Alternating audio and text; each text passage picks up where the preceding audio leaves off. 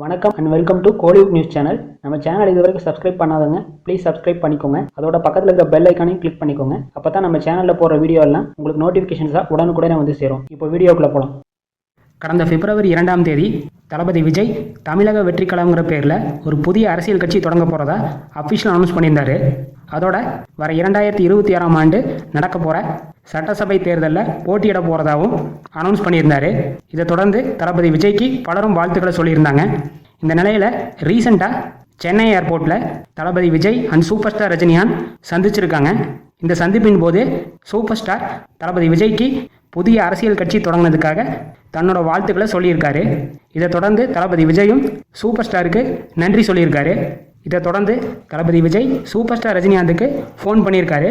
அந்த ஃபோன் காலில் தளபதி விஜய் அரசியலில் வர்றதுக்கான காரணத்தை சூப்பர் ஸ்டார் ரஜினிகாந்துக்கு சொன்னதாகவும் இப்போ ஒரு நியூஸ் வந்திருக்கு. ஸோ இதோட சூப்பர் ஸ்டார் ரஜினிகாந்த் அண்ட் தளபதி விஜய் குறித்து பல மாதங்களாக நடந்து வந்த மோதல் இப்போ ஒரு முடிவுக்கு வந்திருக்கு. ஸோ இனிமேலாவது Thalapathy Vijay fans and super star ரஜினிகாந்தோட ஃபேன்ஸ் மோதல் இதோட முடிவுக்கு வருமானு வெயிட் பண்ணி பார்க்கலாம். இந்த நியூஸ் பற்றிய உங்களோட கருத்துக்களை கமெண்ட் செக்ஷனில் சொல்லுங்கள். அதோட இந்த வீடியோவை உங்கள் ஃபேமிலி அண்ட் ஃப்ரெண்ட்ஸோட ஷேர் பண்ணுங்கள், லைக் பண்ணுங்கள். மேலும் இது போன்ற சினிமா நியூஸ்களுக்கு நம்ம சேனலை மறக்காமல் சப்ஸ்கிரைப் பண்ணிக்கோங்க. தேங்க்ஸ் ஃபார் வாட்சிங்.